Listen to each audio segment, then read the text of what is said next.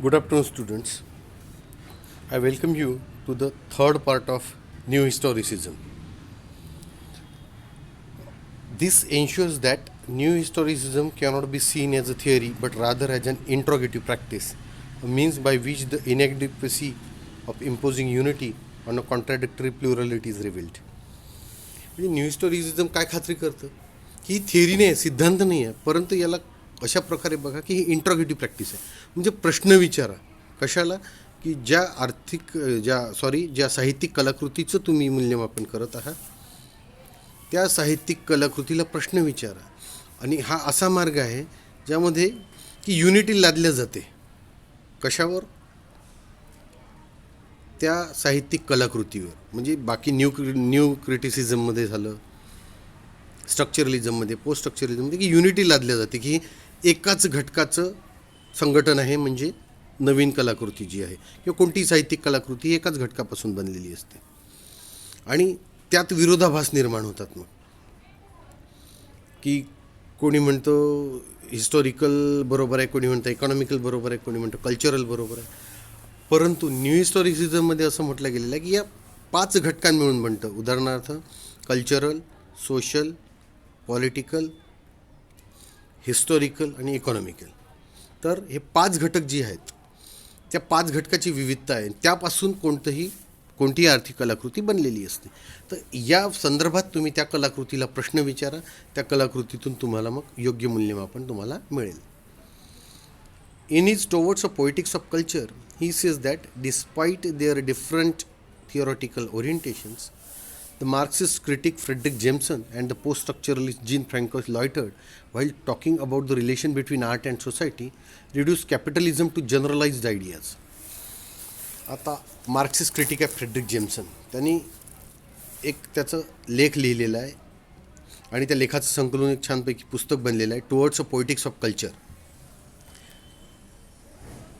त्यात त्यांनी म्हटलेलं आहे की वेगवेगळे थिअरी आहेत, वेगवेगळे सिद्धांत आलेले आहेत, परंतु हा फ्रेडरिक जेम्सन मार्क्सिझम डोळ्यासमोर ठेवून म्हणतो की पोस्ट स्ट्रक्चरलिस्ट हा जो जीन फ्रँकोइस लॉयटार्ड आहे, हे दोघं मिळून बोलतात कशाबद्दल की संबंध आहे आर्ट अँड सोसायटीचा, कलेचा आणि समाजाचा संबंध आहे. एकदम बरोबर आहे. जे समाजात घडतं त्याचं प्रतिबिंब कलेत दिसतं.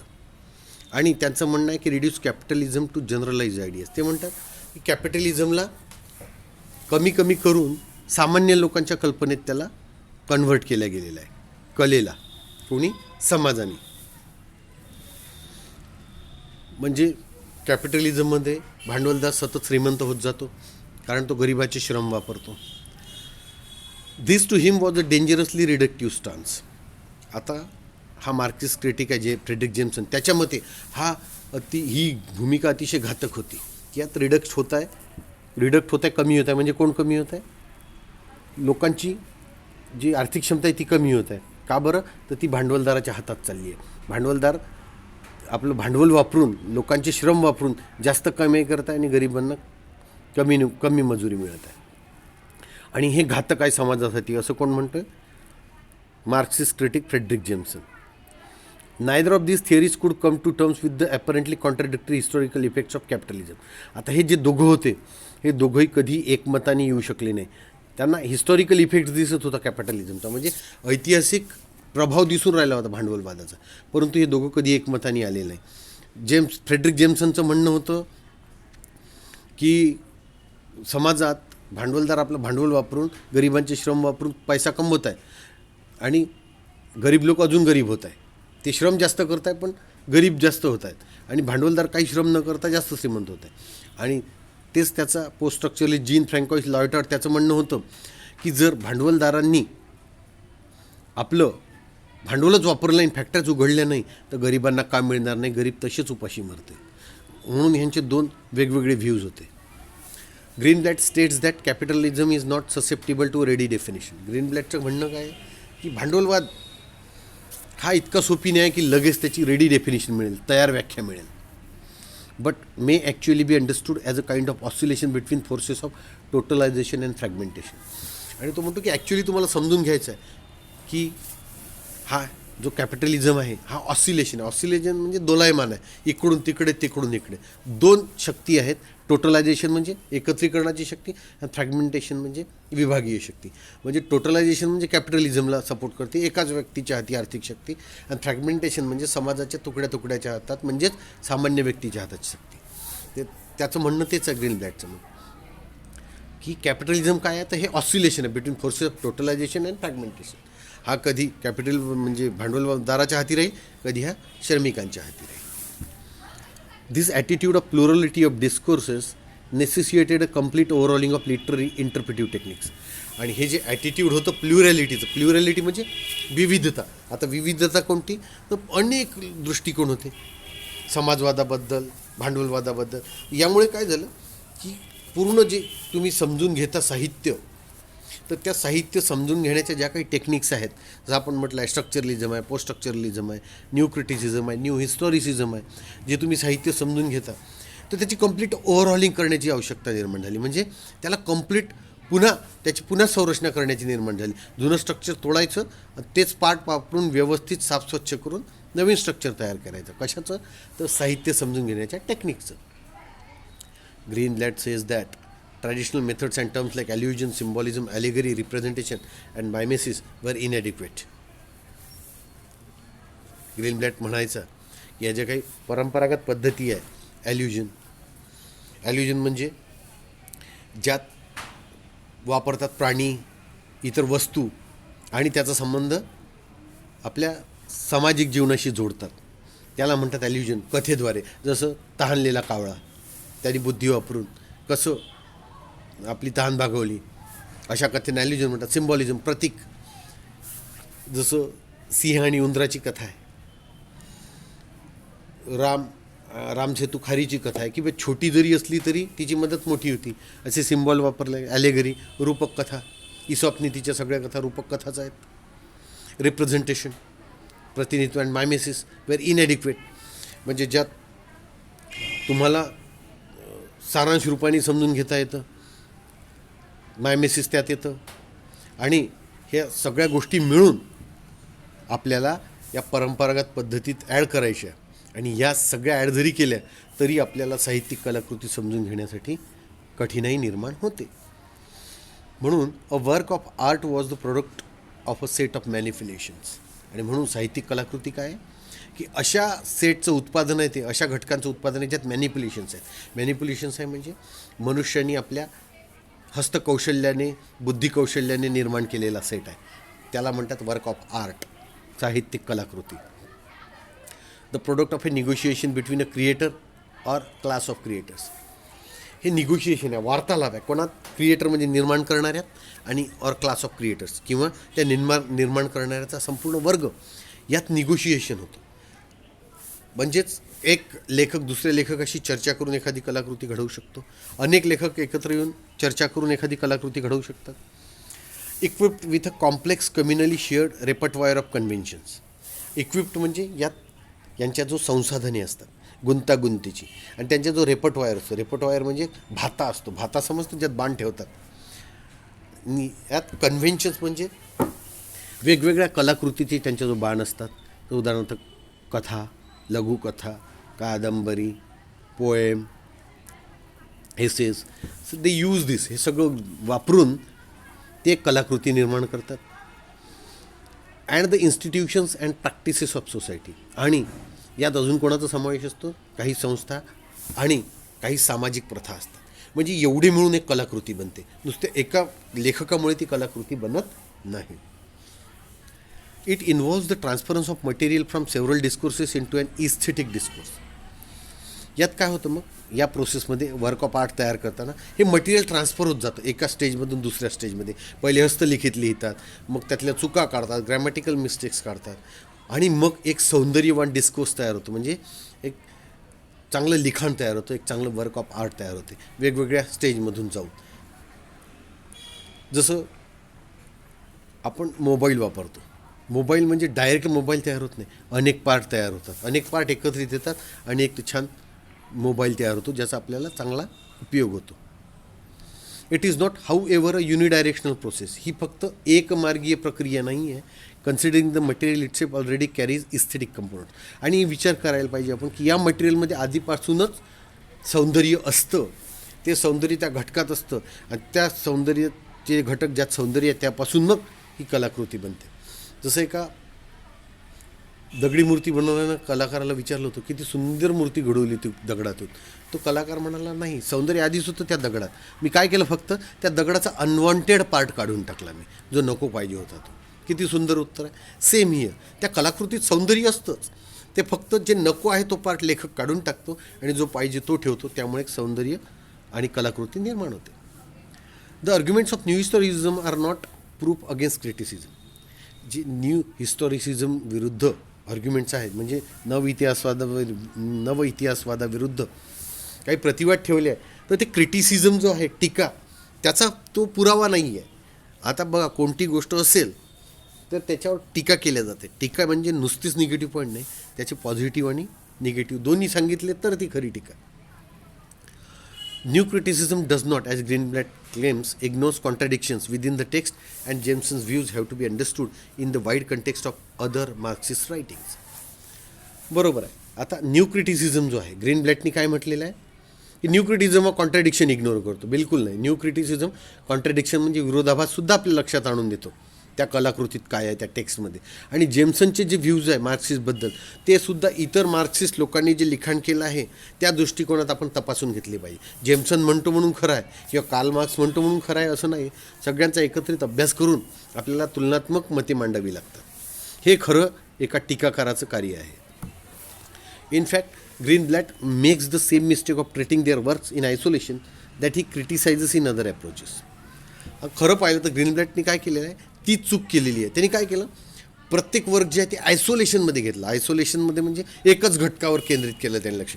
हिस्टॉरिकल घेतलं तर हिस्टॉरिकलच, इकॉनॉमिकल घेतलं तर इकॉनॉमिकलच, पॉलिटिकल घेतलं तर पॉलिटिकलच. पण भले ग्रीनब्लॅटनी न्यू हिस्टॉरिसिझम निर्माण केला आहे, त्यांनी या गोष्टीकडे दुर्लक्ष केलं. न्यू हिस्टॉरिसिझम काय म्हणतो, तुम्हाला 5 घटक जनरली लक्षात घ्यावे लागतात: economical, historical, political, social. Economical हे 5 कोणते कोणते? Economical, social, historical, political and cultural. ही 5 घटके आपल्याला लक्षात घ्यावी लागतात. ही 5 घटके लक्षात घेऊनच आपल्याला कोणत्याही साहित्यिक कलाकृतीचं मूल्यमापन करावं लागतं. पण त्यांनी तीच चूक केली. इतर अप्रोचेस त्यांनी क्रिटिसाईज केले आणि म्हटलं की एकाच दृष्टिकोनातून आपण कोणत्या कलाकृतीचं मूल्यमापन करावं. His attitude towards earlier historical criticism is also inadequate. आधीचा तो हिस्टॉरिकल क्रिटिसिझमचा जो त्याचा अप्रोच होता तो सुद्धा अपूर्ण आहे. कारण हिस्टॉरिकल अप्रोचमध्ये काय होतं की त्या कलाकृतीचं फक्त हिस्ट्रीच लक्षात घ्या, त्याच्या मागची. पण परत एकदा सांगतो, न्यू हिस्टॉरिसिझममध्ये 5 पैलू लक्षात घेतले जातात: सोशल, कल्चरल, इकॉनॉमिकल, हिस्टॉरिकल आणि पॉलिटिकल. या व्यतिरिक्त अजून कोणते पैलू असेल त्याचाही सुद्धा आपण अभ्यास करू शकतो, परंतु हे 5 मूलभूत आहेत.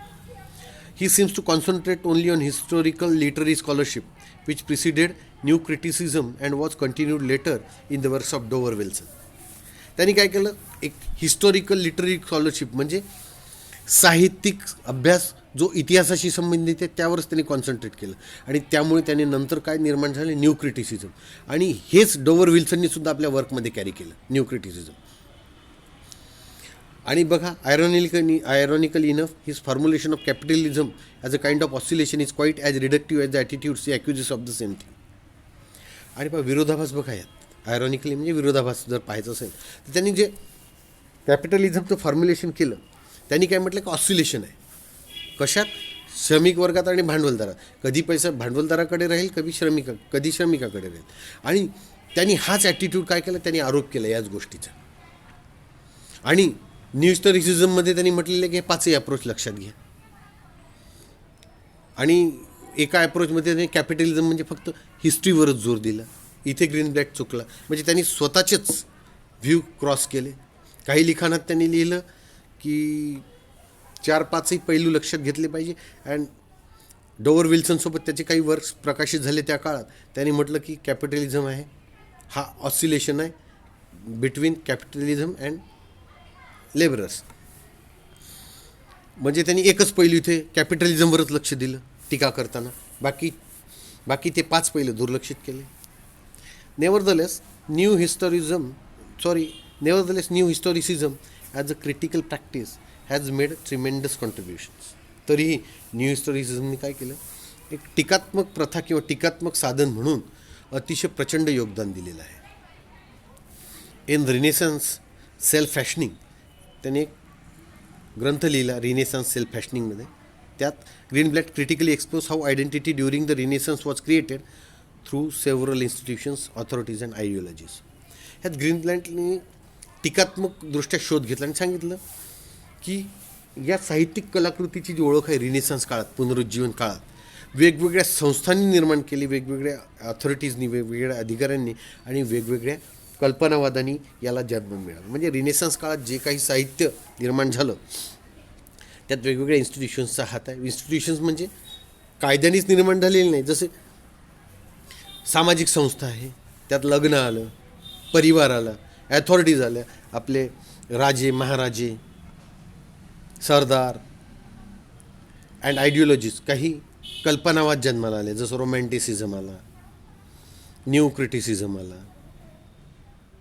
अशा प्रकारच्या या सगळ्या प्रकारातून आयडेंटिटी निर्माण झाली. कशाची? साहित्यिक कलाकृतीची. त्यांना ओळख निर्माण झाली. This has since been applied to other areas and has help to reinvigorate studies of literature in historical context. आता हे केव्हापासून लागू केलं गेलं आहे? हे तेव्हापासून लागू केलं गेलं आहे इतर एरियातसुद्धा. इतर एरियात म्हणजे इतर क्षेत्रातसुद्धा, नुसतं साहित्यातच नाही तर विज्ञानात हे लागू केलं गेलेलं आहे, समाज विज्ञानात लागू केलं गेलेलं आहे, जीवनाच्या इतर क्षेत्रातसुद्धा हिस्टॉरिसिझम लागू केलं गेलेलं आहे. म्हणजे कोणत्याही गोष्टीचा अभ्यास करायचा असेल तर कल्चरल, सोशल, पॉलिटिकल, इकॉनॉमिकल आणि हिस्टॉरिकल, या हिस्टॉरिकल कंटेक्स्ट सगळ्या मिळून त्याचा अभ्यास केला जातो आणि नवीन ऊर्जा मिळते मग त्या शोधाला. New historicism borrows from Marxism, feminism, structuralism and post structuralism and offers insights that influence each of this rhetorical frameworks as well. आता न्यू हिस्टोरिसिझमनी काय केलं, तत्वे काही उधार घेतली इन द सेन्स ॲडॉप्ट केली. मार्क्सिझममधून काय घेतली, कार्ल मार्क्सच्या वादातून, फेमिनिझम स्त्रीवादातून, स्ट्रक्चरलिझम संरचनावादातून आणि पोस्ट स्ट्रक्चरलिझम पुढील संरचनावादातून. आणि यात आपल्याला एक दृष्टी मिळाली आणि या दृष्टीने काय झालं, हे जे काही सैद्धांतिक फ्रेमवर्क होतो याचा एकमेकावर प्रभाव पडला. तर न्यू हिस्टोरिसिझमवर प्रभाव पडला मार्क्सिझमचा, फेमिनिझमचा, स्ट्रक्चरलिझमचा आणि पोस्ट स्ट्रक्चरलिझमचा.